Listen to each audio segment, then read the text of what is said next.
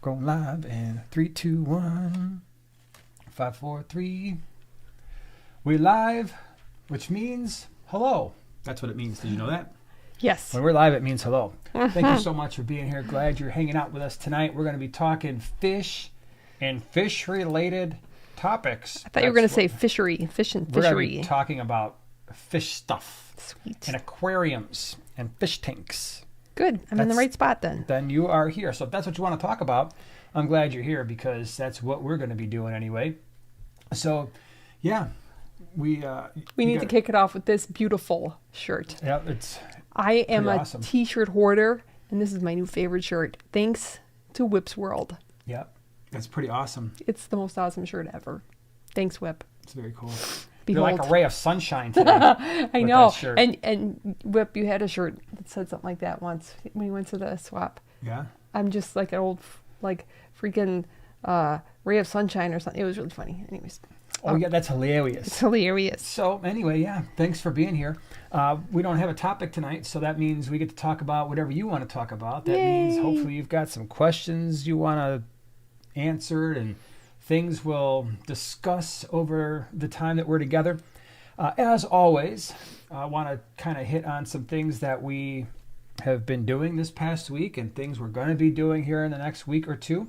So I guess first thing number one, is on Sunday, Primetime Aquatics, the video. If you haven't seen that video, check it out. So I like to do long-term product reviews, and so I do a lot of unboxings, but I also find it very helpful if we have a lot of experience with a product that we circle back around in about a year or so. I usually try to wait a year so I have very sufficient amounts of experience with the product. And then we talk about it. So this past Sunday was the Fluval C2 hang-on back filter. Check it out if you want. Maybe I can offer you a valuable opinion on it. You today, your thumbnail and title was pretty funny. I even LOL. He man. did. He was in the other room, and I heard you laugh, and I'm thinking, what are you laughing at? And then it was my thumbnail. Yeah. It was great. Yeah. I don't know. Did you watch the video? Did you? Yeah, I watched the video. My gosh.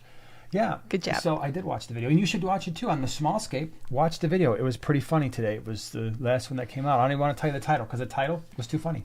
So if you go to the small scape, you'll see the funny title and actually a pretty decent set of advices. Thanks. Thanks much. That's what happened today. Members, I'm probably going to have to get your video out on Saturday because, well, we're going to be gone. Yeah. We're going to be gone. Hitting the road. Yeah, we're hitting the road, and so we'll just go right into that, where we're going to be tomorrow night. At this time, I will most likely have it'll be East. Oh, wow, you know what? Does the time change? Yeah, I think in Detroit, they're on Eastern. We just bought ourselves an hour. Really? At least to get out there. Sweet. Right? No. Did we? No, we lost. No, we lose one. Oh, snap. We lost an hour. Ooh, that's going to make things interesting. I guess we'll just have to really, keep the... That's what it is, man. Keep the focus. So anyway, tomorrow we are going to be at the Motor City Aquarium Society Club, and I'm going to be giving a talk on Lake Tanganyika fish. So it'd be awesome. If you are able to make it, that would be pretty darn cool. Charles says, it's 9 p.m. here in Detroit. Yes, thank you. Is it? Okay. So all this right. time We know tomorrow, now. I will have long since been done with my presentation because, so I have found, this is just part of my teaching background too, that it's an interesting thing. Even if you're really interested in a topic, you're going to be really into it for about 15, and this is not just me, it's backed up by lots of studies. This is maybe one to grow on. Why I keep my presentations typically around 40 to 45 minutes at the most. And that is because even if you're interested in a topic, you've usually got someone's attention for about 15 to 20 minutes, and full on focused attention. And after about 20 minutes, around 20 to 40 minutes, you've still got their attention.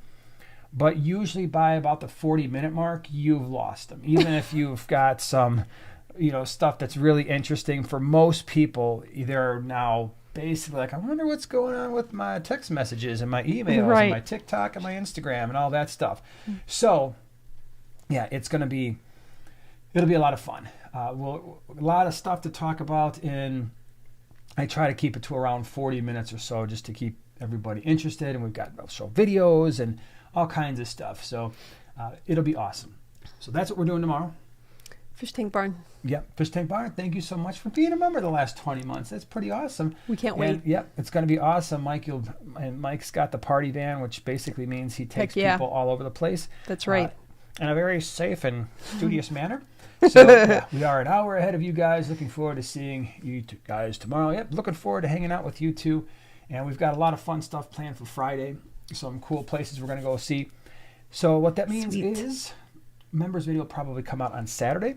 And maybe, if we think about it, we could do like a behind the scenes and maybe hit some cool stuff, and members can see that. And then I am sure, based on everything that we're doing on Friday, we'll have just videos out, just generally speaking.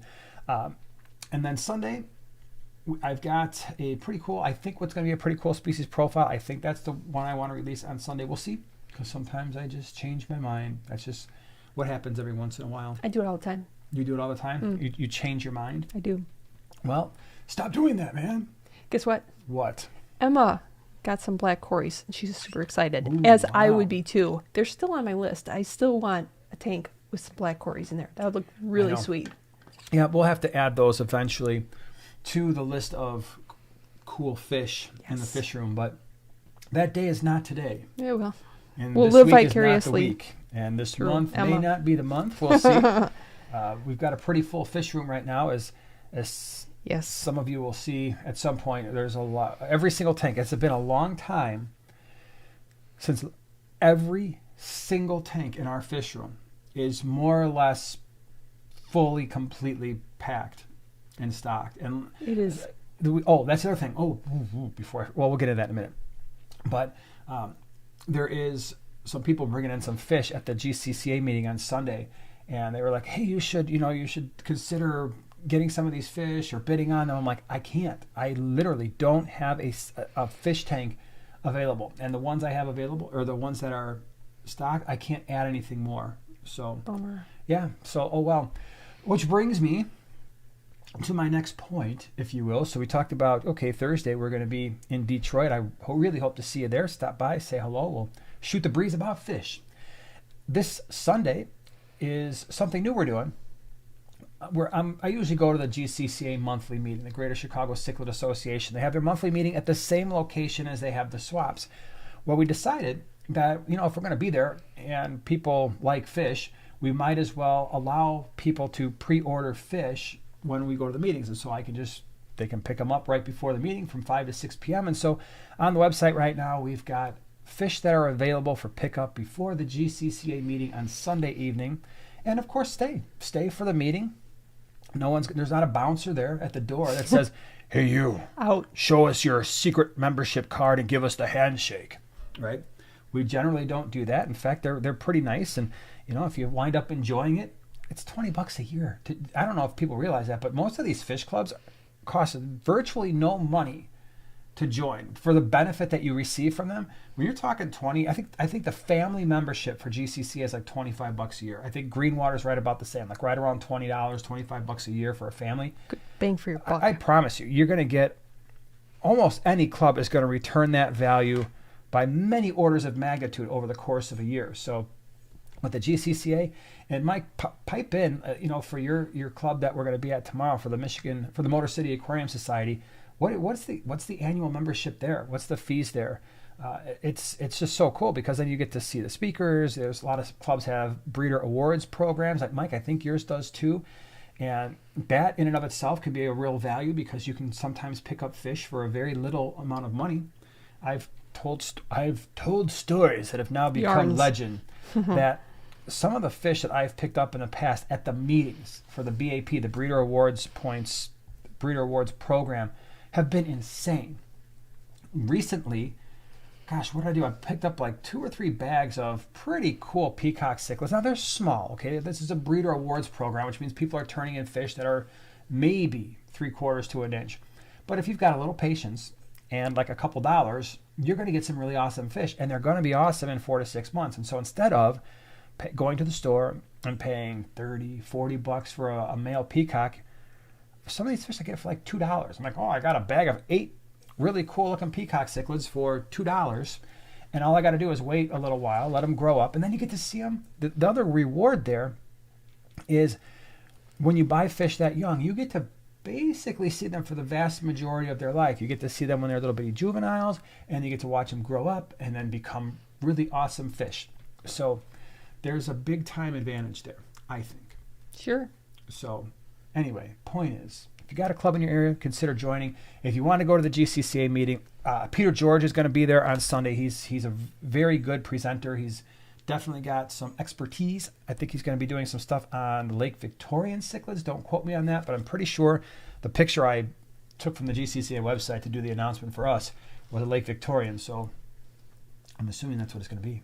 Then, 2 more things, then you can talk, okay? Cool. Because it looks like you have something to say. Yeah, I know. I do. Okay, so other places. We're going to be at the Quad City Swap on Sunday, March the 26th. And then the week after that, which I believe is like April the somethingth, probably 3rd or 4th. It's a Sunday, the first Sunday in April, is the GCCA Swap. And we've got a bunch of crazy cool fish that are in the fish room right now. And as long as they make it through quarantine, which sometimes there's no guarantee, but if they do, you're going to be very surprised. And a couple of these are extremely rare. One of them is what I would say extraordinarily rare. And I'm not 100% sure I'm even going to put it on the website. Really? I don't know, because I'm seeing these fish, and I got a big group of them, a big group. But I've got uses for these fish, and I think they would make such an insanely cool display. I'm not sure I want to sell them. But when you see them, you're going to be like, dude, you need to sell these fish. I've never seen them before. I've never had them before. This is the first time, and they're really personable. So, what would you like to say? You know my favorites. I mean, well, my first favorites are the green yans, but you know my favorites, and I was so excited that you got in. Oh, yeah. Those are going to be cool, too. My other favorites, I've got 2 favorites. Yes. I got a lot of favorites right now down in that fish room. There's a lot of favorites. David did say Motor City Aquarium Society is $10 a year. Come on. Wow. If you're in that area, it's just nice for me. I even think I was like, okay, here, let's just keep the aquarium hobby going and keeping people hanging out together. And my gosh, for $10 a year, plus a lot of clubs have raffles and things, and you put a couple extra dollars in for raffle tickets, and you can win some cool stuff. Heck yeah, like green water. Oh my gosh. My gosh, you buy $5 worth of raffle tickets, you're almost guaranteed at that point to win that back, plus probably double your investment in the raffle. Mm-hmm. Guess what? What? Tracy got a betta tattoo. On your neck? Right here? Just a big one? That would be funny, like swimming up and down. That'd be cool.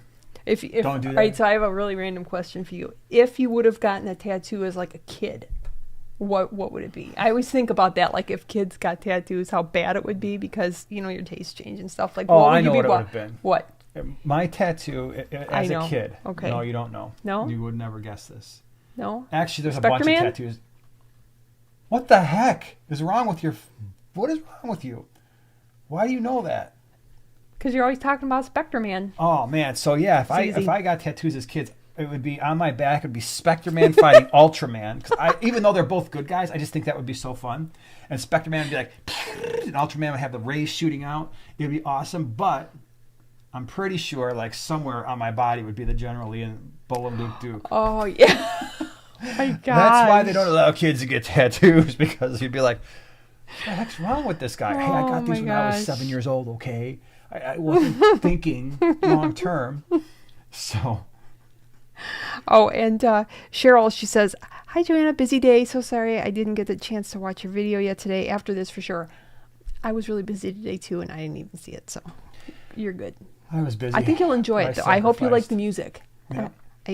Did you notice my music? I did notice. It was it just hit the mood. If anybody watches this, all right, this is my challenge to you. If anybody it's a short one. It's like 5 or 6 minutes. If you watch it, the first song that plays, if you know what it's called, drop it down, because I picked it specifically. All right, this is funny. Bruce says, Bo and Luke, not Daisy. I said I was 7, all right? By the time I was 11 or 12, it would probably wouldn't even be a General Lee. It would just be Daisy.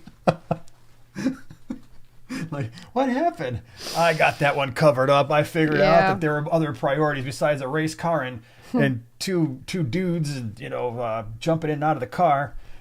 Yep. Now I've got a Jeep and a lady on my back. Oh my gosh. Here, this is a really interesting question. Mix them all together. This thing is just like a hodgepodge of Uncle Jesse. I liked Uncle Jesse. Uncle He was Jesse cool. was great. Okay, what do you got? By the way, Izzy, thank you so much for the #1 little sticker thing. Thank you so much. Appreciate it. All right. Jennifer asks, what is the easiest shark to care for in home aquariums? I'm interested in getting one. Need to know which tank is best. Now, are we talking true shark or Yeah, the whale just shark. like a roseline shark? How about a baby shark? No. Song's going to be stuck in your head the rest of the night. Go ahead. Everybody whistle it. Okay, so shark. Can we get back to the question, please, and stop distracting me? Well, all right, so first most of us know that the sharks, we've actually talked about this a few weeks ago, where it's just a really cool trade name that makes people want to buy fish that are actually either carp or barbs. And, red tail carp is not nearly as exciting, or the rainbow carp. But when you say shark, it makes it sound so much better. Oh, wow, that's actually a really, really, really good question. So you've got the rainbow sharks, you've got the red tails. Red tail sharks come in different varieties. You've got the black red tail. You've got, of course, all the glow lights now of both the rainbows and the red tails. You've got the ballast shark. What am I missing here? We've got the iridescent shark. Okay, so we can eliminate the iridescent right away. That fish, in my opinion, just shouldn't be sold unless you can provide documentation. I know I'm going to go there, and I'm probably going to make some people mad, but that fish is a horrible fish to keep in an aquarium. It's just horrible unless you've got a massive 15-foot, like a pool, probably 3,000 to 4,000 gallon tank, because not only are these fish massive, I mean 3 to 4 feet long. It's not that they get that long. They also get extremely tall bodied, very, very wide. They're incredibly active and one of the most skittish fish you will ever see in your life. You turn the lights on, they go crazy. You get near the tank, they go crazy. They smash their faces up against everything. A lot of the iridescent sharks that you'll find wind up looking like they got into a fight with, Rocky Balboa or something. So not in a million years would I ever recommend that fish to anyone. So that's out. The ballast sharks are quite large as well, and that one is not easy only because of its size and activity level. So I would strongly recommend for ballast sharks, if you really want to see them act at their optimal way, they're acting in their optimal condition, I'd probably want at least an 8 to 10 foot tank, because you're looking at a fish that's going to get, I've seen them over a foot long. And again, they're taller bodied as well, and they're very active, and they like to school. So you give them all of that, and the standard store-bought 4-foot, 6-foot tanks are not nearly enough space long-term for a group that's large enough to show their true personality. So me personally, it's probably like a 10-foot tank. 10 foot, maybe at least 3 feet tall and at least 3 feet wide. Those are the big ones. The smaller ones, then, we're getting into the red tails and rainbows.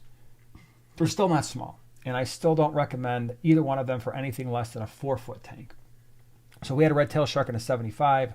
He was every bit, probably 7 inches. And again, he was a very, very assertive fish that was in, and I don't keep red tail sharks in any type of community setting. It usually is a semi-aggressive cichlid community setting, like firemouth cichlids, Jack Dempsey's, Severums are fine. Oscars would be okay as long as their size-wise matches up and you don't have a big Oscar and a little tiny red tail shark that just winds up being fish food. But they would have to be something that can hold its own. The rainbow shark, I don't feel gets quite as big, but still aggressive, and still not a fish I would keep in anything less than a 4-foot tank. And when you say 4-foot tank, that's how many gallons? Well, probably it can range. I mean, the 33 longs are 4-foot tanks, and those actually are probably okay, not ideal, but I would really prefer something larger. 75 gallon would be pretty good, just because I know a lot of people get them and at first like, I don't know what's going on. Everybody says they're mean, and they're just a wonderful little fish, and especially they're just going along and kind of munching on stuff on surfaces, and they just kind of mind their own business, and then they get into their teenage years, and after a few years they get larger, they get a lot more assertive, and I have seen those fish destroy lots of other fish, including some semi to not very aggressive cichlids, like your curviceps, your keyhole cichlids, my Thrictes maculopinus, which was a more chilled out version of a firemouth. Man, that red-tailed shark whooped those. And I mean, he didn't just whoop one. He whooped like 7 of them. I had to get them out right away and put them in a tank full of peacocks so they could heal. So all that to say, none of them are simple. None of them are easy. And all of them require a fairly large tank. Unless I could be forgetting one. If someone's got a different shark that's, I mean, a common one that I've forgotten, feel free to pipe in and be like, well, what about this one? Okay. What else you got? Jasmine, and we got to meet you at the cool. the swap. That was Very super cool. Mm-hmm. She said that she really likes her Romeos, but now she wants more. Take a number. Good. I know. Well, we have more. I want more. Don't worry, we have hundreds of them. Yeah, I love those fish. And the ones that you have, wait until they actually get full size, because they've got another probably maybe ½ inch, but they're going to get taller too. And once they do that, and those males really start to show that bluish silver color, stunning. those bright orange face, and the tips of their tails turn orange. Oh my goodness. Yeah, you're going to love them. I'm glad you like them. Tracy says, guess who's here? Our boy Jason. That's right. Your boy Jason is here in the house live, coming at you on a Wednesday, 8:21 p.m. Central Standard Time. I just learned it's 9:21 Detroit time. Oh my gosh, it sounds like you're from New York. I'm here, your boy, talking fish, shrimp, plants, fish tanks. What you got? Here to answer your questions. Whip says my rainbow got to be 7 inches. Mm-hmm. Yeah. Okay, so yeah. Yeah. Sad story. One time I had a rainbow shark in the 150 with cichlids, and the rainbow shark would attack. I mean, these were big. These were big peacocks and haps, and these were bruisers. They were not fish that would take a beating. And I guess one of the fish one time was like, you know what, I've had enough of you, rainbow shark. And they got into a fight, and it came down, and my rainbow shark was severely messed up. Oh. It was sad. And I'm like, what happened? They were getting along fine for so long, probably a couple of years, and all of a sudden, the rainbow shark just pushed it a little too far, and the cichlid was like, I'm a lot meaner than you, pal, and I could do a lot more stuff. It was very sad. So you got to be careful with some people keep the rainbows and red-tailed sharks with African cichlids. It can be done, but if you start noticing any issues, they might need to be broken up right away. Okay. M&C Aquatics, the needs of the many outweigh the needs of the few. That's a movie quote. I know that movie. I think I've seen that movie, and I just can't, in my brain, figure it out. But I might. It sounds familiar. Yeah. Bed Lover says, thoughts on a 75-gallon with discus and simulus shell dwellers. I wouldn't mix those fish, because the shell dwellers are surprisingly aggressive, especially when they have fry, and discus are not. Not only that, but the discus are really going to like that water temperature up into the mid-80s. And while the simulus can certainly deal with that, that's not going to be ideal. The ideal water parameters for those two fish are different. I know both of those can be kept in a range where maybe that range would sort of kind of meet, but then you don't have an ideal situation for either fish. So it's like, okay, well, what if I kept my discus at a pH in the low 7s, and the simulus for that's like, well, that pH is fine, but neither one of the fish are truly happy. Well, what if my water hardness was like 7 or 8? It's like, well, that's okay. Your discus will probably be, they'll most likely be fine, but the simulus won't exactly like that. But those simulus, I could see them causing all kinds of stress to the discus, to the point where the discus would just be stressed out and probably not at their best. Probably fin nip them too, especially if they've got babies. They do not tolerate fish going anywhere near those shells. If it's other shell dwellers and other Lake Tanganyikans, the way in which the community dynamics work, they tend to figure things out, especially if you've got like all simulus in a tank. Or if you had simulus and then maybe Cyprichromis leptosoma, which is another Lake Tanganyikan in the mid and upper waters, those fish will kind of figure things out. But discus, that's just not something that they're used to seeing, as being absolutely attacked by these 1.5-inch fish from the lower ends of the tank. And yeah, what you'd probably wind up having is them all shoved up into a corner in the upper part of a tank, and probably not last very long. You would not know the movie quote. You would not know the movie. No. Well, maybe people just said that quote so many times. The consensus is Star Trek Wrath of Khan. Oh, I definitely would. Do you know that. who was in Wrath of Khan? Yes, Spock and Captain Also, Kirk. Ricardo Montalban. Really? Yeah, it's true. More importantly, Spock and Captain Kirk. That's all I know about Star Trek. I'm a Star Wars guy. What can I say? Stacy says Romano's rasboras are so gorgeous. I love the ones I got from Primetime Aquatics a few months back. Good. I'm glad. That's awesome. Yours at this point will probably actually for a few months back you had some larger males in there already. So that's awesome. Very cool. Oink was offering if anybody wanted a link to the Baby Shark lyrics, she would go ahead and do that. Yep. You almost have to do that. You almost have to do that. Oh my gosh. Rio says, I have a 10-gallon tank with 5 neon tetras and 5 bloodfin tetras. It has gravel. Any good cleanup crew ideas? Shrimp have not worked out because my food has copper sulfate. Yeah, okay. Clown plecos. Not clown plecos in a 10-gallon. A clown pleco would probably be a decent fish that would scavenge the food that falls towards the bottom, maybe eat a little bit of algae. Mystery snails. Yeah. Right? You could throw 2 or 3 mystery snails in there. The clown pleco, I think, would do a more efficient job at the food that falls to the bottom, but mystery snails could definitely work. Nearite snails would work just fine.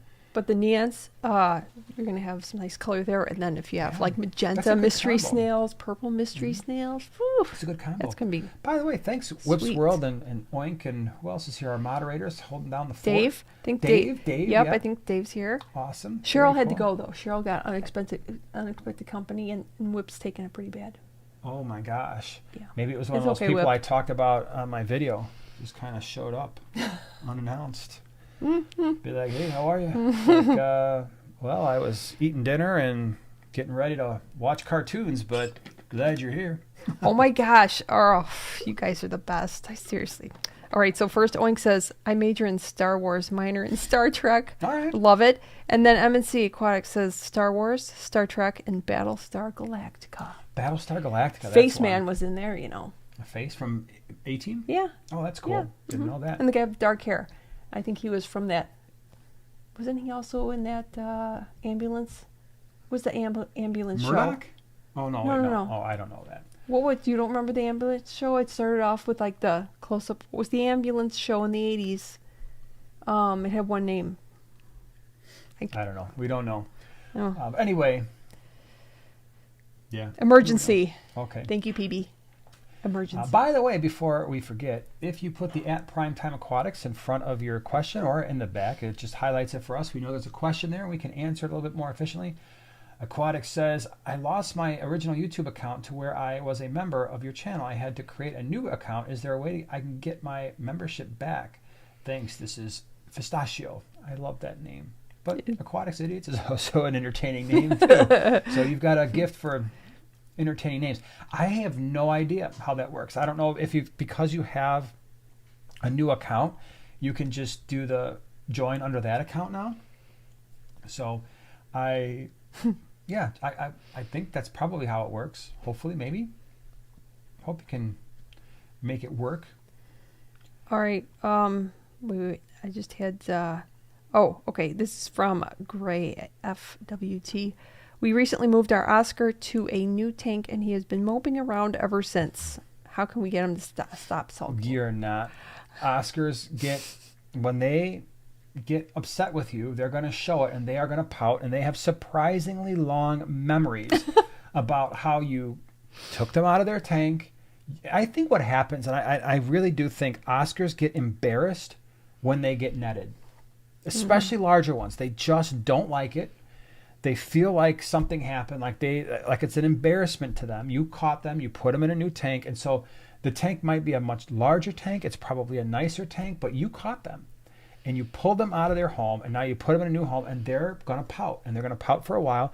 I'll never forget the first time I saw my Oscars when I moved them into the tank. All 3 of them just kind of sitting there on the ground, and then a couple of them like swim around, like, okay, you're here, I'll eat some food. The third one's just like, I'm just gonna lay here. And I'm like, are you dead? Are you dying? He was perfectly fine. And then every once in a while, he'd get upset and he would just kind of lay on his side. And he lived for a very long time, but he would just do that every once in a while. And I'm like, really? You're kind of like they're almost like clown loaches. I mean, for those of you who have kept clown loaches, that will freak you out the first time you see that. Clown loaches will often just lay on their side, just right there on the ground, right there in the substrate. And you're like, oh my gosh, my fish is dead. No, and then you walk over, like, oh, they sit up and like, hey, what's going on? And they swim under a rock. But it's like, really? You had to do that to me? Appreciate that. Midwest Aquatics, thank you so much for the super chat. There was a question, I think. Oh, there is right from here. It says, how many CPDs can you put in a 40 breeder? A lot. Yeah.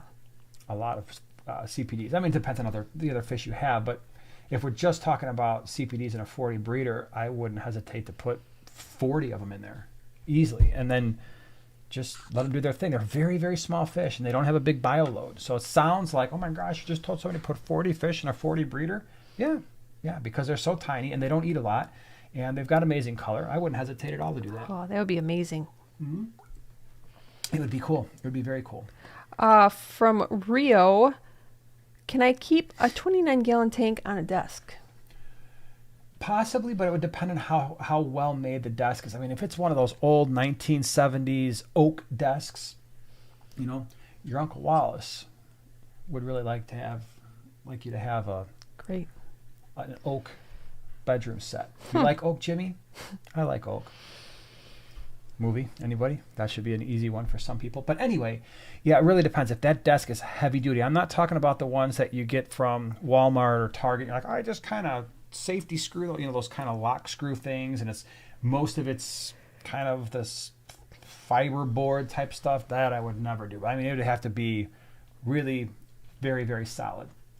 My rule of thumb is once I go beyond the 20-gallon, just for my personal well-being and being able to sleep at night, I pretty much like to have them on stands. Of course, I say that, and right behind us we've got 4 8.3-gallon tanks, but this, I'm telling you right now, I could park a car on this dresser unit. It weighs 1 million pounds, and it's solid wood. There's a ton of supports running all throughout this thing, and you literally could probably put a car, if you had 2 of them, you could roll a car on there.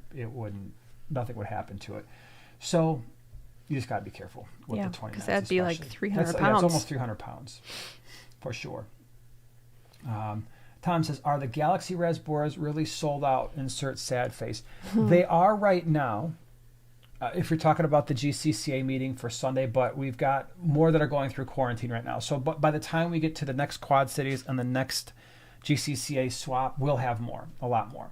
But as you know, and as I've said a million times, if we get fish in, they're staying with us for 4 weeks, right? Or as close to 4 weeks as we can make that. And I mean, a few days here or there, it's not a big deal, but we have more, but I'm not going to put those on the website because they haven't been with us long enough so that we can ensure that when they go out, people have the best experience possible. That is our goal. We're not going to prevent every single little thing from happening, but I feel like 4 weeks we can get through.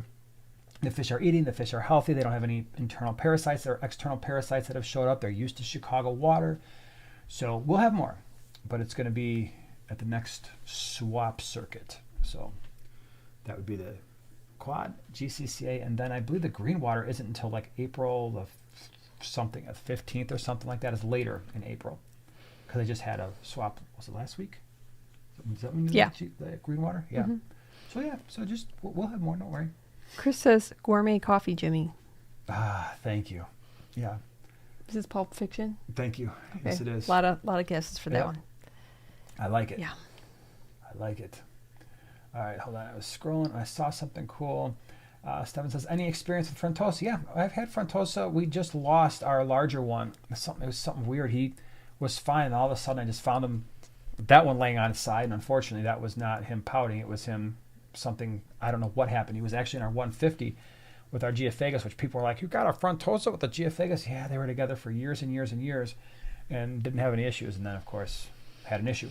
But yeah, we've had Frontosa in the fish room a number of times. Big, very big fish, very gentle fish. The mistake people will often make with Frontosa is thinking that because they get so large, they would be great tank mates for peacocks and hampson and Buna, and that winds up being a bad combination.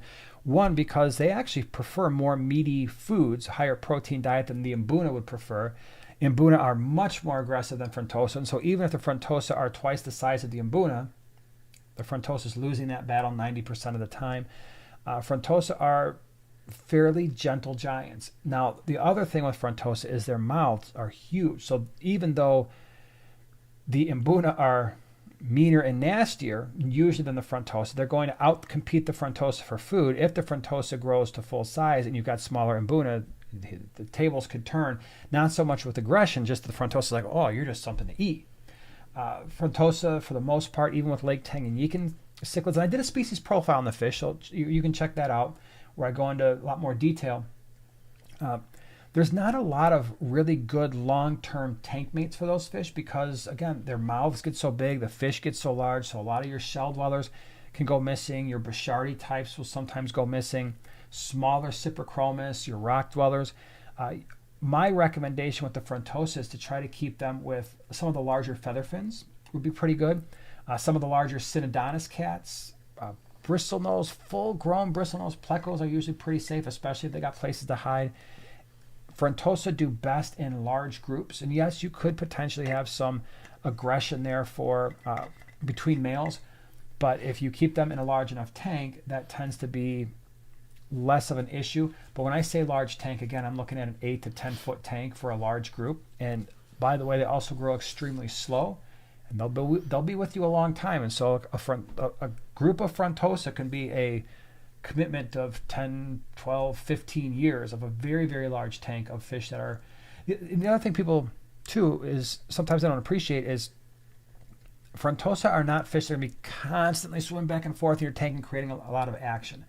So if that's something you're looking for, Frontosa are they tend to be somewhat stationary and very chilled out. And so you're basically going to be looking at a tank where the fish are not moving around a lot. And some people really love that. Some are like, oh, they just aren't really doing as much as I thought they would do. So, and they can be very expensive. So depending on which ones, like especially some of the red Frontosa or the black widows, like, oh my gosh, even at 1.5 inches, like retails like 30, 40, 50, 60 bucks a piece, and you want to get a group of them, can be a bit of money. Pete, thank you so much for being a member the last 3 months. Appreciate it. All my fish are doing great and water parameters are good, but my younger Corys are hanging around near the top of the tank versus the bottom. So water parameters, and I always throw this out there because just so that we're all on the same page, what water parameters looking good means is no ammonia at all, no nitrite at all, nitrates at 20 parts per million or less typically. You've got good water flow, okay? So usually when Corys are hanging out the top exclusively, there could be an oxygen issue. Now that could mean a couple things. Cory cats, if there's been fish in there that are newer, and you wind up with like maybe an ick outbreak or some type of bacterial infection, especially ick, Cory cats don't always show the spots right away on their bodies, but they do wind up getting a significant amount of ick in their gills, which is really where the ick likes to be anyway. And so a lot of fish, that's why they flash a lot. You might not see the spots, but often their gills are irritated from the ick. So it could be a number of things. What's the filter flow like? Is it enough where you're really getting enough oxygen throughout the tank? 2, is there anything new? Are the Cory cats themselves new? Or is there any other fish that you've added that you didn't quarantine that are newer to the tank that could have introduced either ick or some type of bacterial infection where their gills are being impacted and now they're having a hard time getting oxygen from the bottom of the tank, and so they're spending a lot more time at the top? Long term, Cory cats are not going to want to do that because they waste a lot of energy trying to get oxygen from the top of the tank. And so if they're newer, they'll do that. So often when you bring in Cory cats and they're new, they'll swim around a lot, and people who don't know a lot about Cory cats are like, oh wow, I thought these were supposed to be in the bottom. They're actually swimming up and down the glass, and they're doing their loop-de-loops, and there's a lot of action. But then once they settle in, they tend to spend a lot more time at the bottom of the tank. The exception being, of course, the pygmy Cory, but most of the standard Cory cats should spend most of their time at the bottom. That's not always the case unless there's oxygen or possibly disease issues, or they're new. Yes. Okay. David says Frontosa are beautiful fish. I agree. I really like them. I find them to be very relaxing. Pretty blue. Do you have something that you would like to? Yeah, from Tom. What is the? Oh, it's skipping. My chat is skipping crazy. What is the best brand or type of food for Mbuna? getting a tank of yellow labs, rusties, and yellow tail ACI. So we feed all of our packaged food is Northfin, right? We feed all of our fish Northfin foods. I love it. It is, in my opinion, one of the highest quality foods out there. There are a few brands out there that are really, really good. Northfin being one of them because they don't add a ton of fillers to their flakes or their pellets, and they've got a really good profile in terms of the ingredients. When you look at the ingredients, and I did a video, like it was a fish food video where I outlined, or I kind of showed, hey, you know what? These foods that are primarily filler or primarily rice meal and all this stuff that fish would never eat in nature, that's not a good thing, right? So for Mbuna in particular, since that was your question, I use the Northfin kelp flakes, which they go crazy for. I use the Northfin kelp wafers, which is something that they all just kind of munch on as I throw those wafers in there. Both of them have a very high content of kelp, which is nice for Mbuna. And I will use the community flake. I will use the cichlid flake, so I'll kind of switch that up, rotate that through.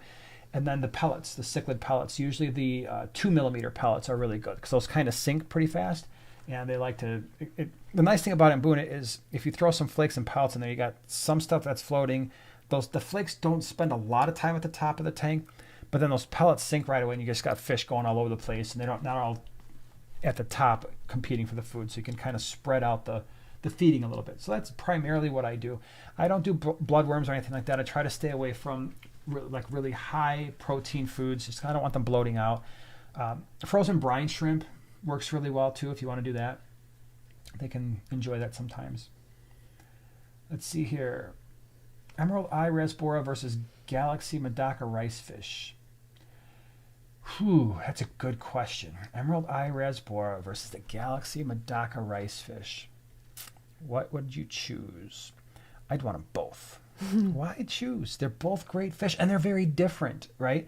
That's the thing. The emerald eye rasbora is an amazing fish. It's got those crazy blue eyes, and it's got that silver.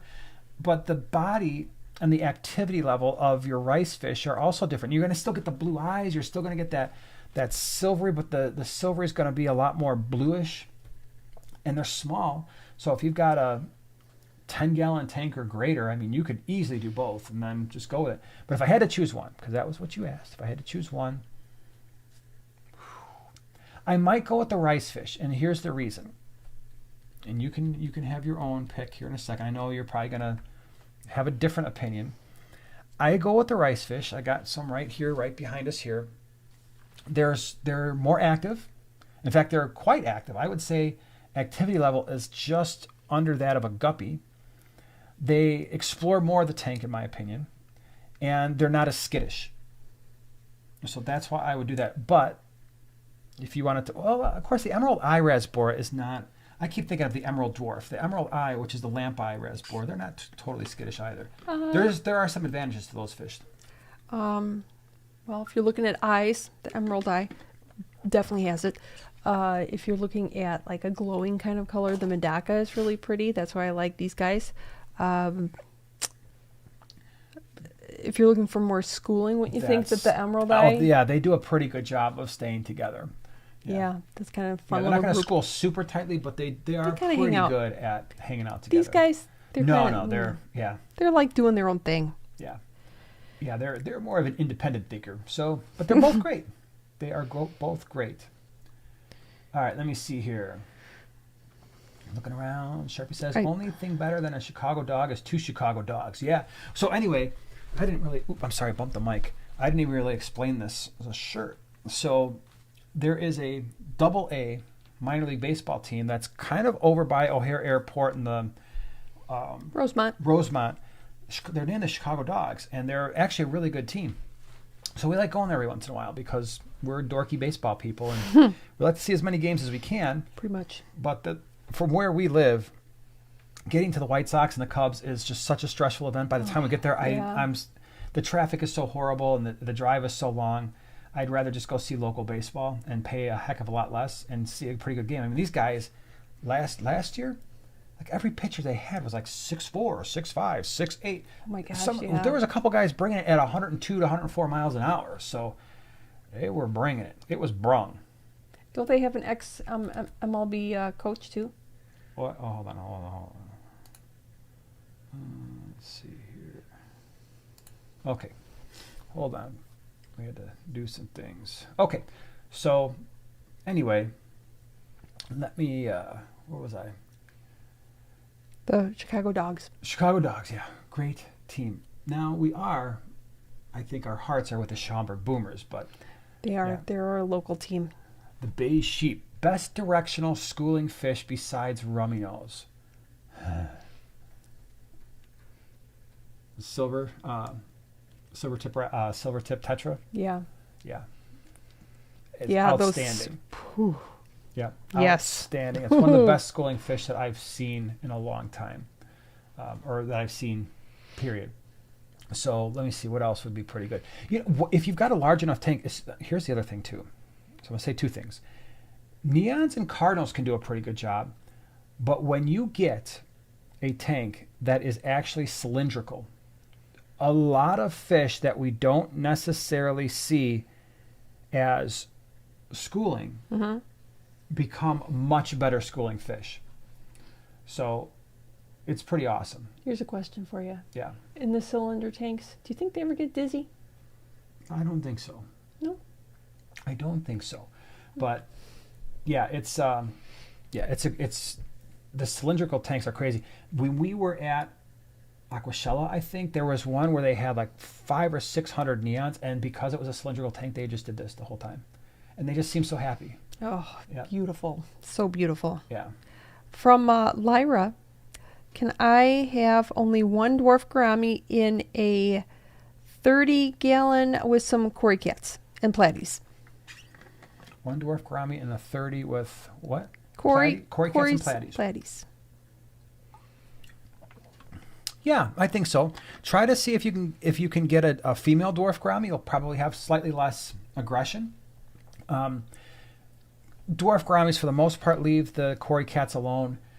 The platies can be hit or miss, but I've had it go both ways. But for the most part, yeah, I think that could work. A 29-gallon, 30-gallon is about where I somewhat draw the line. I mean, some people put them in a 20, don't have any issues, but I like them in 29 gallons or larger for the most part. But if you can find a female dwarf, like I said, you'll have less issues with the platies. Also, just be aware that if the platies are breeding and you want to keep those fry, the dwarf gourami is going to make some of those go missing.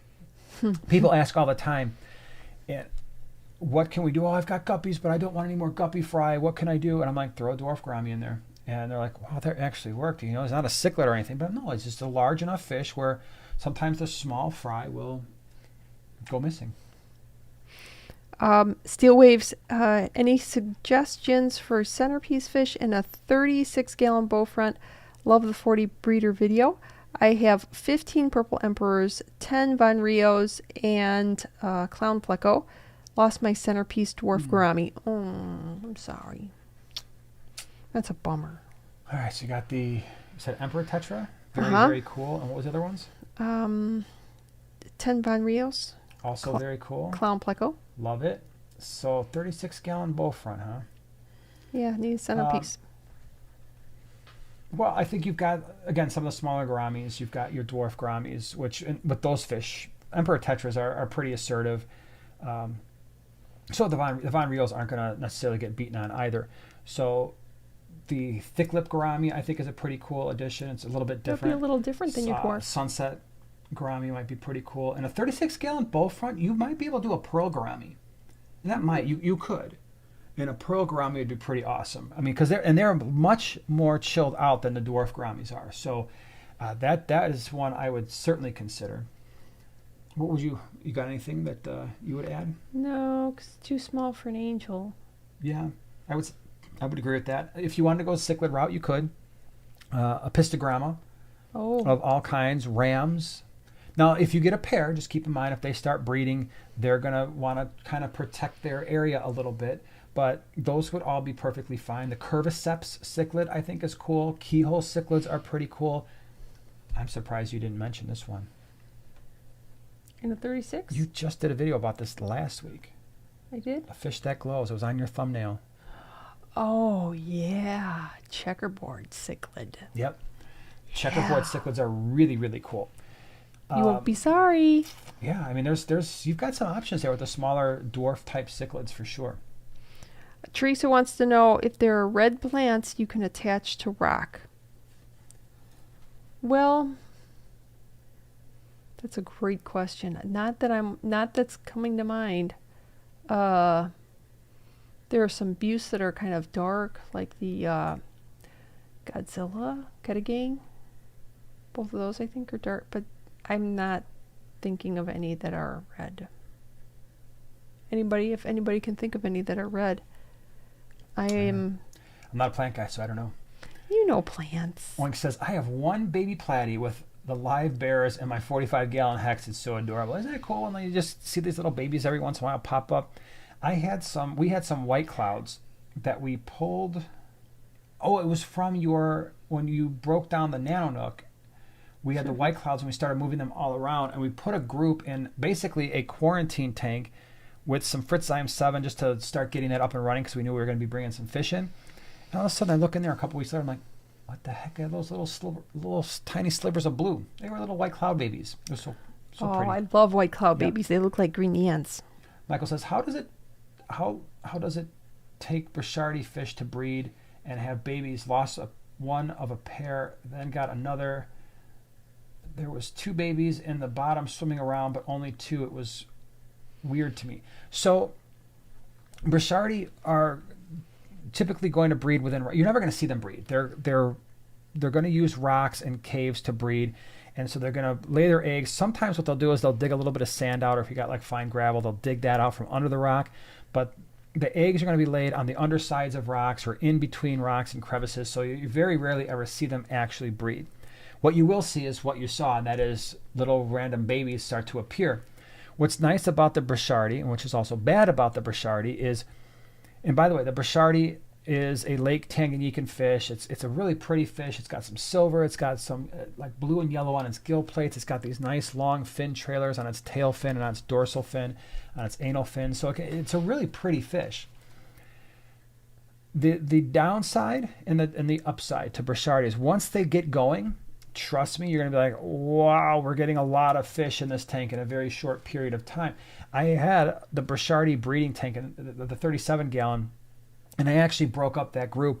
I took the vast majority of them, sold them at the swaps. I kept a few back. I kept my favorite male back, threw him in the 125, put a few in the 120, the Lake Tanganyikan 125, put a few more in the Peacock 125 just to kind of live out their life. But we were getting way too many.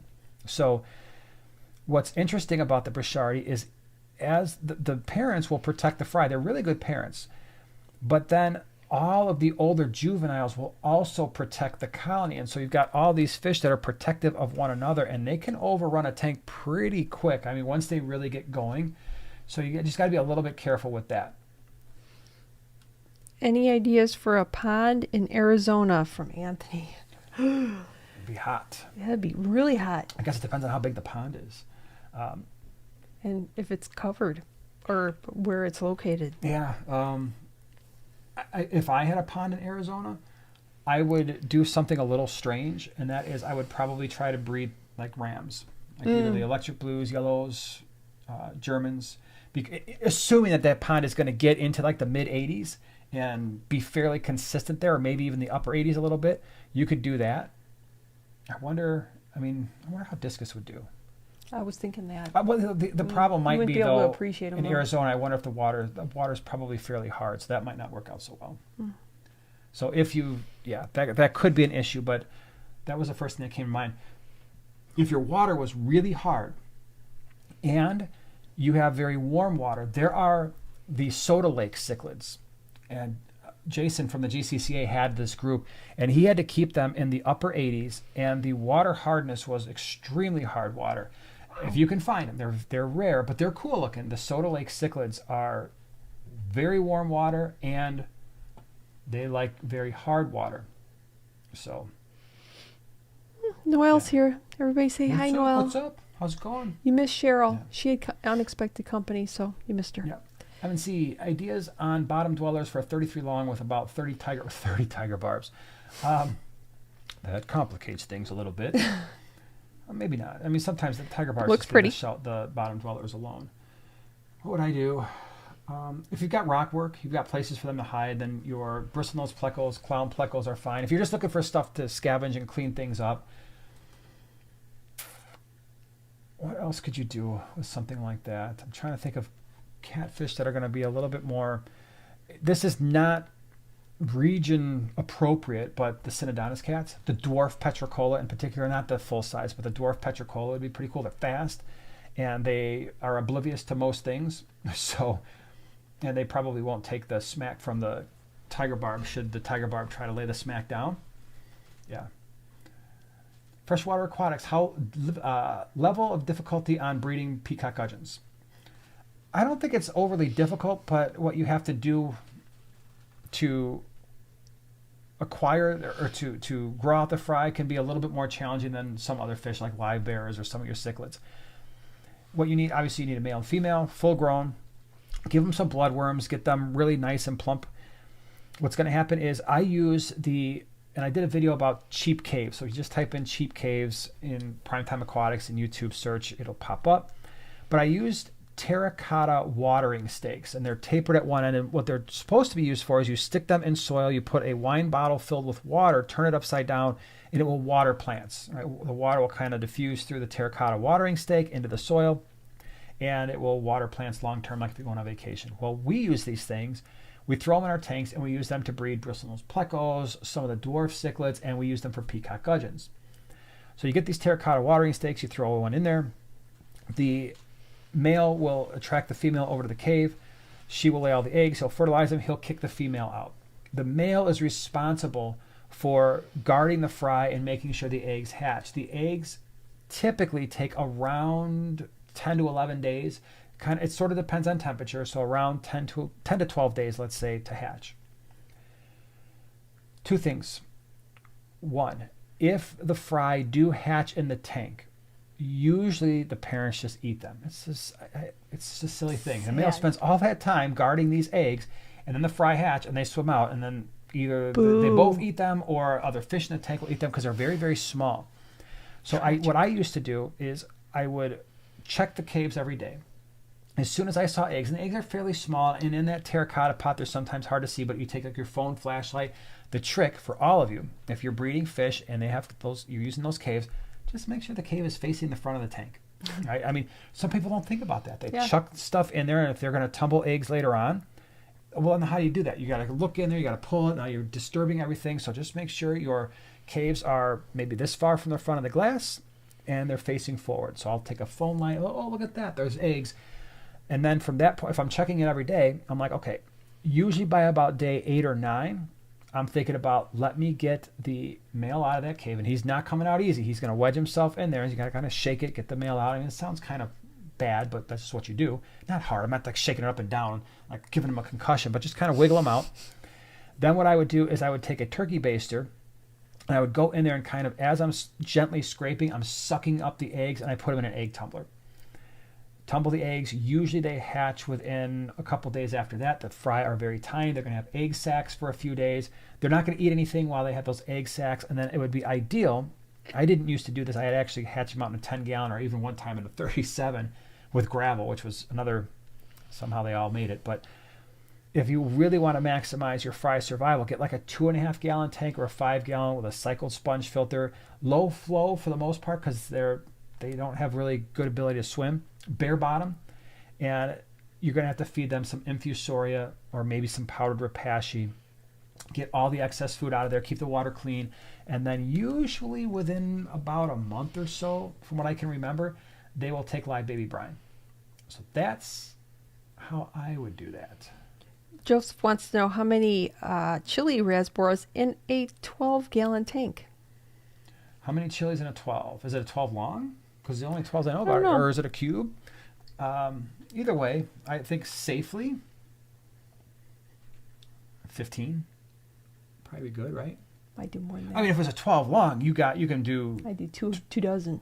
In a 12 long? Yeah, maybe. Yeah, if it's a 12 cube, it might just look a little weird. But chili rasboras, again, they're tiny. We're talking about fish that are going to be hard pressed to reach an inch. But not only that, they're really skinny. They're skinny. And again, there's no bio load there.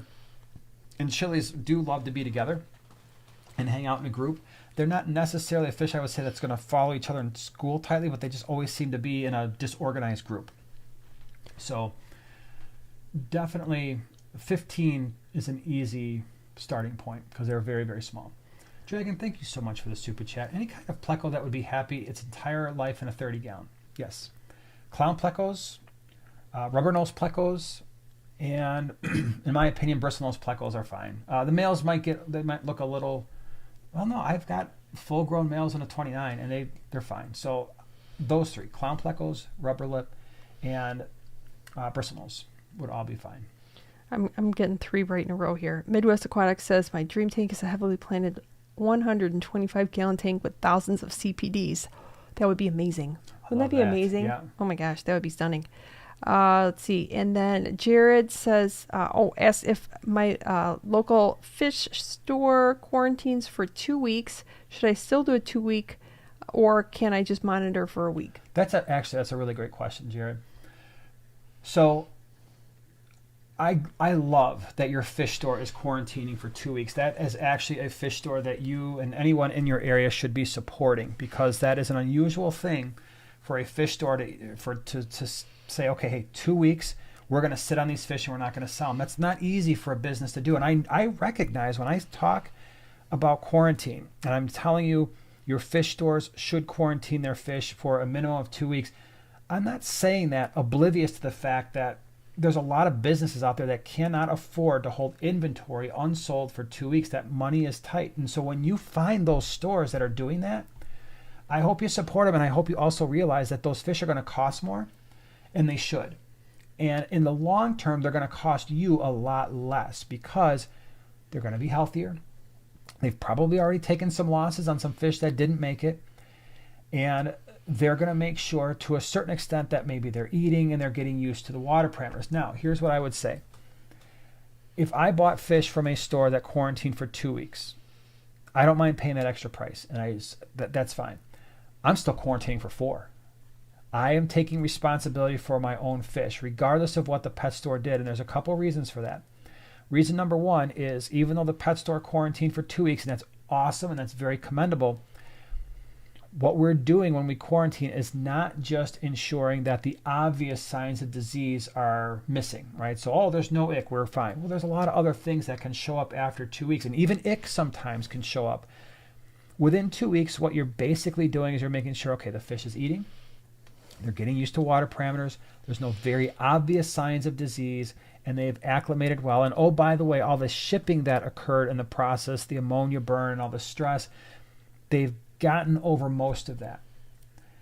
That being said, when the store brings in the fish that you're interested in and puts them in a tank, right, that tank was most likely used before those fish got in there. It probably wasn't totally broken down. And so what was in there before? And whatever fish was in there before, did they have some type of a bacterial thing that actually they were immune to? So they were like legit, they were fine. But maybe they had some type of a bacterial thing that was just kind of in the water because that was just came in from the batch before the fish you're interested in. And now the fish that they quarantine, the new fish, the new batch that comes in, they've never been exposed to this bacteria before. And it takes a little while for them to actually show any issues. And maybe the concentration of the microbe that was in there from the previous batch isn't very high, but it's starting to grow and accumulate. So because of all that, I'm still quarantining for 4 weeks because I'm not running the risk of buying $20 worth of fish, throwing them in my display tank, which, by the way, usually volumes are much larger. You got plants, you got invertebrates, you got all these other fish. And now I wipe out a few $100s worth of fish, and I also bought $50 worth of meds, and all my new fish are dead and half my old fish are dead. So I am quarantining for 4 weeks because I want to make sure for my own fish that they're used to my water. They're eating my food that I fed. They are not carrying any harmful bacterial or internal parasites or external parasites, that they're acting correctly. And then if there are some weaker fish, I would prefer them to do whatever they're going to do. If they're going to not make it, do that in a quarantine tank as opposed to potentially bringing in disease in my regular tank. Leslie says, hi, Leslie.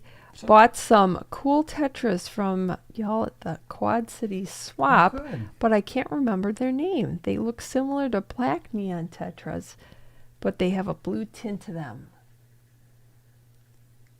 Green neons. No. I don't think so. I think those might have been the Carry tetras. Really? It would have been the Carry. I think you might have We gotten. brought Carries then? I only brought like 1 or 2 bags. I am fairly certain, Oh. based on what you're describing, those might be the Carry tetras that we brought. Oh, yes. Yeah. Yeah, I could see how you. Yes, they Yeah. do look like black neons, but Yeah. a little bit more blue purple. Yeah, they get a blue purplish color. When they settle in, they're absolutely outstanding fish. So I'm pretty Yeah. sure. And you got, like I said, one of the few bags that we wound up I bringing. forgot tonight. we brought those, We brought a couple yeah. bags of Carry tetras. Nice. Kevin, thank you so much for the super chat. My betta doesn't seem to be doing. Got him over a year ago, not eating and just laying on the bottom. Parameters: 0 ammonia, 0 nitrite, 10 nitrate. Yeah, any advice? Okay, so yeah, your water parameters are right on. I mean, I'm assuming that your water flow is not too strong, where he's just tired, and because you said you've had him for a year, so you'd think if water flow was an issue, you would have found that out after about a week or so. They would just be like, I'm out of here.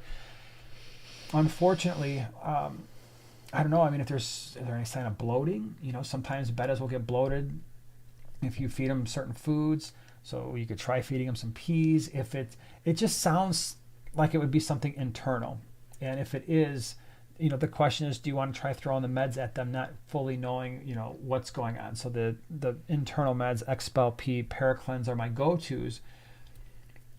I don't know. And it could just be, I did that video on fish that are common that don't make it a very long time, and the bettas are one of those fish where sometimes their life expectancy literally, because keep in mind too, when you get them in a cup, they're already a full size or close to a full size betta. They're already fairly old. Yeah. That's part of the issue too, is when you're buying some of these bettas in a cup and they're fairly large, keep in mind they might have already been around for close to a year, maybe not a year, but 6 months, 8 months, 9 months, and then you're getting it lives another year. Yeah, should they live longer? Did they used to live longer? I think a lot of people, yes, but even sometimes at a year they just start breaking down. So it might not be anything that you're doing, and I don't know if the meds are going to solve that problem or not. But I'm sorry that that's happening. Yeah, that's a bummer. Izzy, thank you very much for the super chat.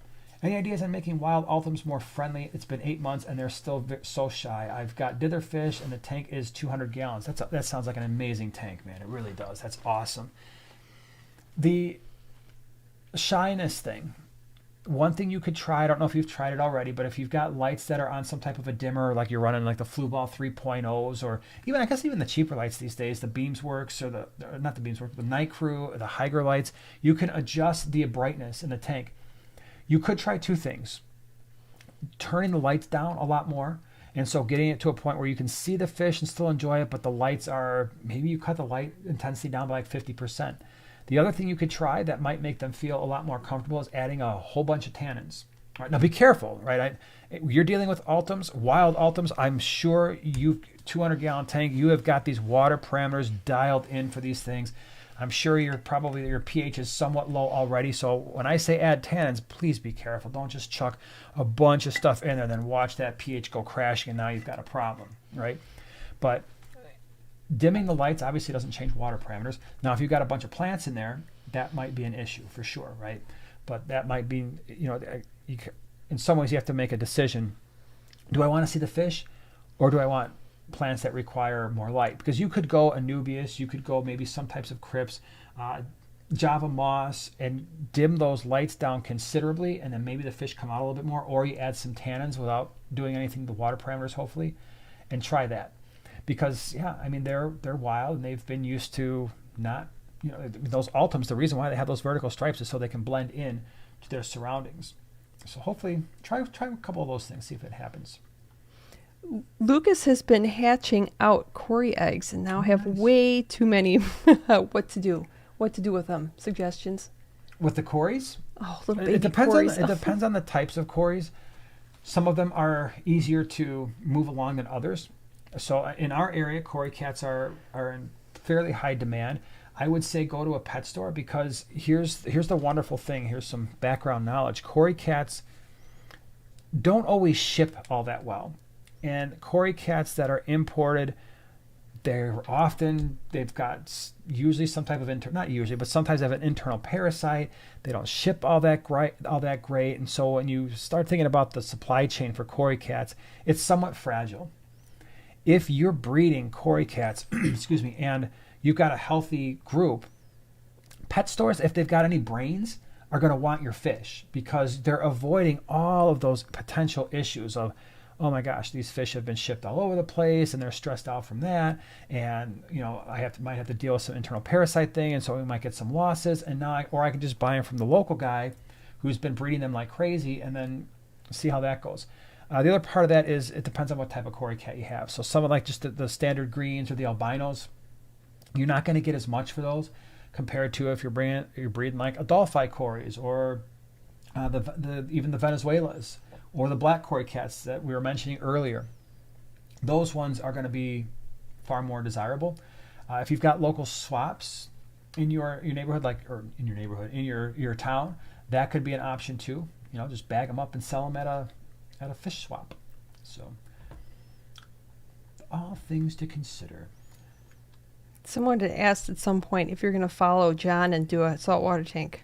No. No. I don't.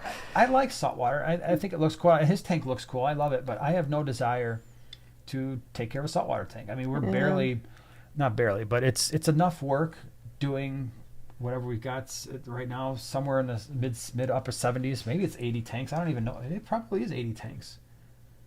Well, no, we took a few up. We took a few down here. So it's probably 75 tanks. The last thing I want to do is add a saltwater tank that's going to take just as much time as like 20 freshwater tanks. But they're cool. I like them. I like John's tank, but I do not want to deal with that right now. It's probably got some fun fish in there. Oh, yeah. Jay says, I just got some chili rasboras from my local fish store. They were in local water. My last attempt was 0 that survived. That's sad. Chili rasboras, it depends on their size. We've had really good luck with them. Really good luck. We bring in large groups and almost lose none. I mean, literally, I think if we bring in like 300-400, usually it's like single digits. And our water is not what anybody would consider to be like, oh my gosh, your water is amazing for chili rasboras. Yeah, if you call 8.8 to 8.2 pH and a GH and KH at 10, amazing, which is not for chili rasboras. But I've always found them to be very resilient. But to answer your question, they were in local water. So, yeah, your pet store has probably got similar water parameters to you. 0 that survived. Well, if they're smaller, they're skinnier, that can happen. One of the things that I do, though, and I should probably mention, one of the reasons why I think a lot of these rasboras, we get them in and they do so well is I am hitting them with live baby brine like it's nobody's business, and they go crazy for that stuff. And so it really gets them eating really fast. It gets them full. And then it just seems like once I start feeding the live baby brine, you would think, oh, they're going to get spoiled. That's all they're going to eat. That's not the case. It's like once I get a bunch of food in them, then they're like, oh, the live baby brine was good, but it wasn't enough because there was so much food competition, and now they're eating the flakes. And I crush the flakes up too. The food's got to be small for them, because if you just throw in regular size flakes, they're not going to touch it. So that could be part of it. Just keep that in mind. And you could try it, right? If you really have your heart set on chili rasboras, try the live baby brine. If you don't want to hatch that out, then just make sure the flake food that you're using, you're really crushing that stuff up and making sure it's a good size for them to eat. I got to do some shout-out thank yous right now. Thank you to Oink.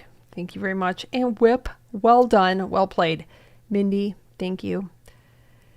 Dibsy, thank you very much. And let's see who else we got here. Steel Waves, thank you. So Andrew says, plans for June when many antibiotics are not legal for over-the-sale sales at local fish store. I haven't heard that that's a thing. So I'm not... Yeah, I would have probably heard that by now if that was something that was actually going to happen. I'm not saying it couldn't, but I don't think that is necessarily the case. And maybe it's just a state thing, but I have heard of no, and usually we hear about that right away. Like the legislation before, when there was going to be a white list of fish and everything else was going to be illegal, that kind of stuff gets out real quick. And I have not heard that there's any legislation that was going to make over-the-counter antibiotics for fish illegal or unavailable. Thank you, Lyra. But that stuff, inevitably, it really hurts the aquarium industry. I mean, it really hurt it in Canada. I know there's other ways to treat fish, but they're not all that effective compared to using the antibiotics at the same time. As someone who teaches microbiology and fully understands antibiotic resistance, we also need to be far more discerning when we use these drugs, because it sounds bad to say, but not every fish is worth using all these antibiotics, right? I mean, you have to kind of balance. Not only do we all personally balance, okay, cost versus, what's the price of the fish versus the cost of medications. Some people have to take that in consideration. But what is the risk of the average fish keeper completely using the raw medication, not treating the fish at all, and then just creating an environment where the antibiotics are present and the microbes that survive that environment through natural selection are now resistant to that antibiotic. So that can be a significant problem. And not only that, but what is well known in microbiology is certain microbes have what are known as these things called plasmids. They're little pieces of circular DNA. It's not part of their chromosome. They're extra chromosomal pieces of DNA. And these plasmids can house antibiotic resistance genes. What's not cool, which is actually kind of scary, is microbes can transfer these antibiotic resistant plasmids, these little pieces of DNA, from one cell type to an unrelated cell type. And so there's a possibility for antibiotic resistance to spread. So while I really hope that is not a thing, that's maybe a suggested piece of legislation that never passes, there's a part of me that understands why people would introduce that legislation. But I would absolutely, if that happens and people cannot use antibiotics, you expect a lot more fish loss. And then I don't know if it's something that is allowed at a wholesaler, at an importer, then maybe you can deal with some of that. But if it's not allowed there either, you watch, the cost of fish are going to go through the roof, because a lot of them just aren't going to survive. Sad. Well, member for the last 26 months, thank you for that. Primetime Aquatics is responsible for my current favorite tank, 6-gallon cube with Dragonstone, and I'll let J-scape, I'm sure that's you, Cubitai, Rasbora, Pygmy Cories, and Chilies. Never would have known. Well, that's really awesome. That's bravo, cool. bravo. Yeah, you have me wanting a cube tank. Every time you talk about your cube tank, I say to myself, I want a cube tank. Andrew said, FDA announced it some time ago. Well, the FDA can't make legislation. They can only suggest that legislation would have to be created through proper means. As soon as they do that, they would get sued all over the place. I don't think they can't just make antibiotics illegal. They would have to go through the proper legislative process, just like the whitelist thing would have had to have done had that passed. All right, I got a question. We'll see if you know. Teresa wants to know, are there any plants that flower underwater?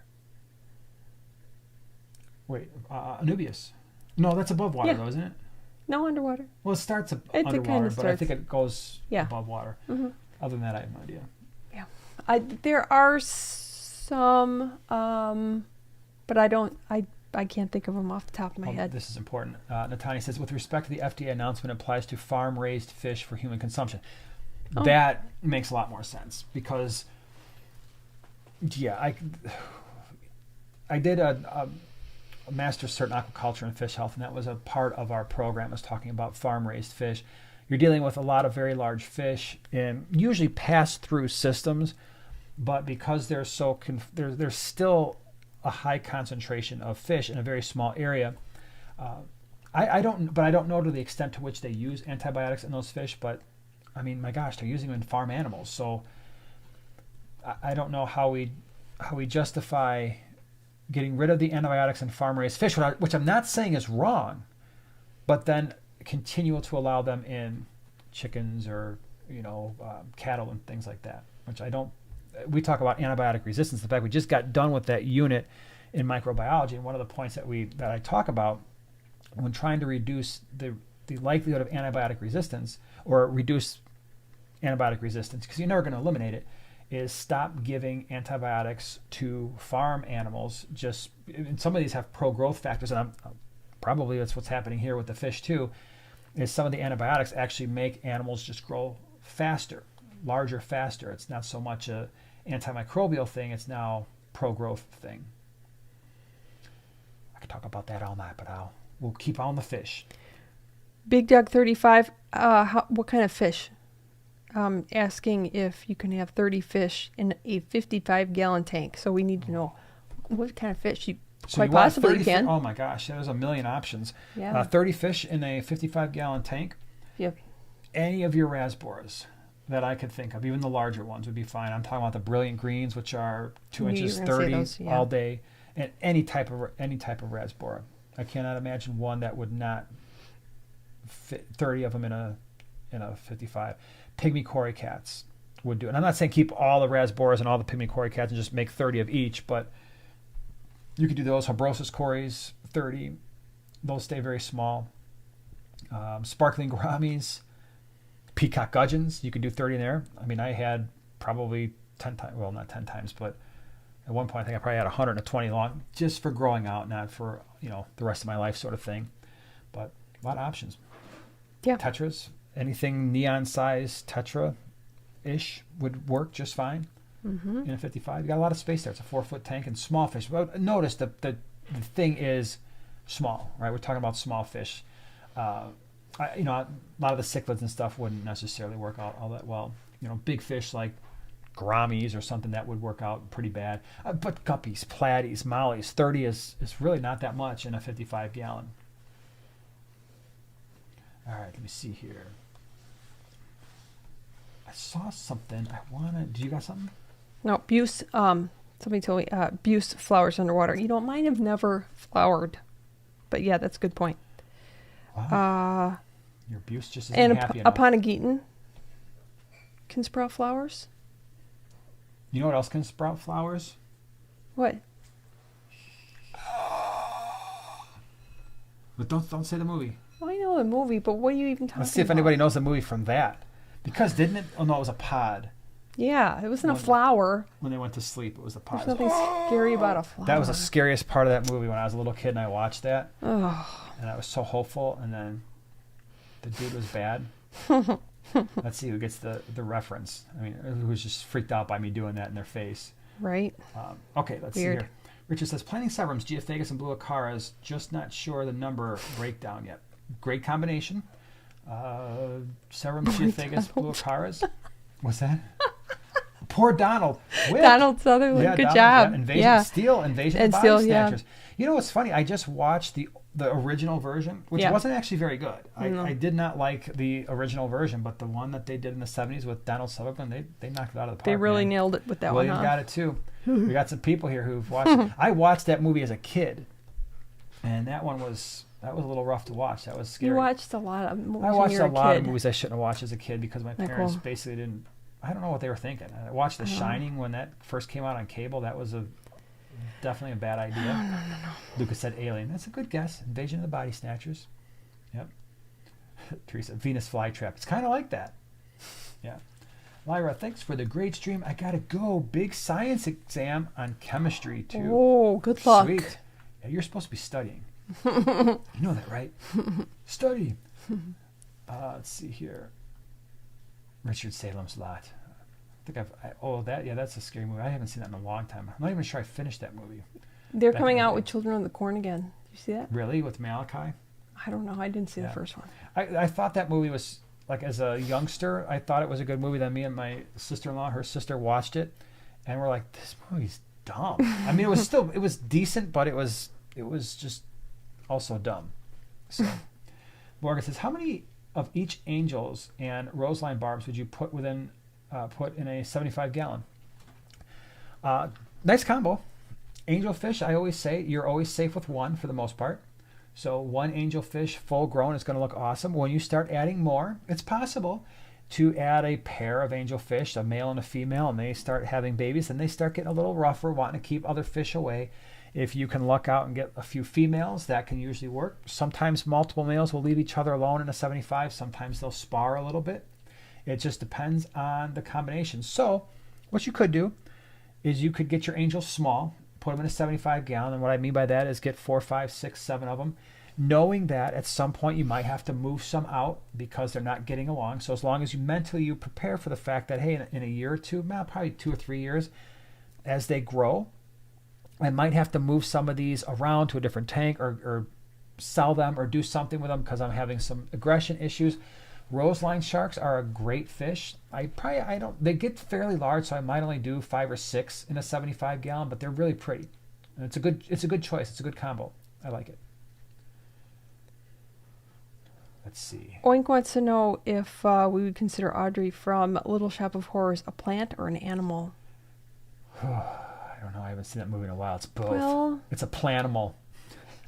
Yeah, plant. But, a lot of plants, especially in cartoons and movies like that, you can consider, animated. Yeah. So, yeah. A really cool plant pal. A plant pal? That's awesome. All right. Let me see. Holy cow. Oh. We'll answer a couple more, and then we're going to... This is a good question. Yeah. From Ades. Tall tank or long tank for angels? Tall. It needs to be tall, but the question is how long does it need to be? So a full-grown angelfish from the top to the very bottom of its fins, I've had them at a foot, like veil tails. I've had standards that were at least 8 or 9 inches from the top of the tail to the bottom, and you don't want their fins scraping the bottom. You don't want them to be constantly with their dorsal fin down because it's at the top of the water. One of my large angelfish that I had in the 4-foot 150, I moved it to the 125 because I wanted it with other angelfish. I just wanted it out of that situation because it was too active at the time. And when I threw it in the 125, I was like, that was stupid. I mean, it had the height. And keep in mind, a 125 is a fairly decent height tank, around 23-ish inches at least. And it looked silly. So I like long-term taller tanks. So at least the height of a 55 or 75 gallon long term, but taller would be even better. But it also can't just be a super short tank because angelfish body will get to be the size of the palm of your hand. So I would like something that's at least 4 feet long, but a couple feet high as well. About, over 20 inches would be ideal for the height for an angelfish. Yeah. Height. Not height. Do you know that, for your videos, I bet you people could lose sound and not lose anything because you could totally tell what you're saying. Acting out with my hand. Yeah. We have a fish. Yeah. It's and then longer, when you're counting things out, you're like, yeah. boom, boom, boom. 1, 2, 3 fins. Right? Hey. Chris says, in the 70s, hexagons used to be called angelfish tanks. Really? Oh. I miss my hexagon tanks. I know. Someday I'm going to get a big, giant hexagon tank. Gosh, why did I just blank out his... Big Rich. Yeah. Has a really sweet hexagon tank. Do you remember how big it was? How many gallons? Remember. It was big. I don't remember. It was big? Yeah. It was like a gallon. No, he had another one, though. He had a bigger one. I thought he did. It was anyway, one pea puffer. Speaking of losing my train of thought, you want to know what I did in class yesterday? You guys will like this. I take my office hour students. There started getting to be too many in my office, so we went to the lab. We're going to have office hours there. I said, I got to go do this thing. I'll be right back. I ran to my office, got to my office, completely forgot what it is I needed to do. But I knew I needed a pen. But then I totally forgot. I walked all the way back to class. I look at my office hour students. I'm like, why was I going to my office? They're like, to put a note on your door to let people know. I'm like, oh, yeah, I'll be right back again. I'm at that point in my life. Welcome. I always tell the front row, my students in the front row, I'm like, there's 3 things that you have to look out for. Where did I leave my marker? Where did I leave my pen? And where is my laser pointer? Mm-hmm. And they do a really good job of that. They're just like, your marker's over there. I'm like, okay. So, yeah. All right. I think it's about time to wrap up this bad boy tonight. Okay. Because it's getting late. And we still have to get our stuff together for tomorrow for the Michigan Aquarium Society. Motor City. Sorry. It's getting late. We got to do all that stuff. So thank you for all the super chats and stickers, and for our moderators hanging out with us and all the cool questions. And we will be back next week at the same time, in the same place. Hope to see you there. Hopefully we got your questions answered. If we didn't, we'll try harder next week. We try as hard as we can. We pull as many as we can. Have a great week, and hopefully I'll see some of you. We'll see some of you at the Motor City Aquarium Society meeting tomorrow night. guys have a great rest of the week. Bye. Bye-bye, everybody.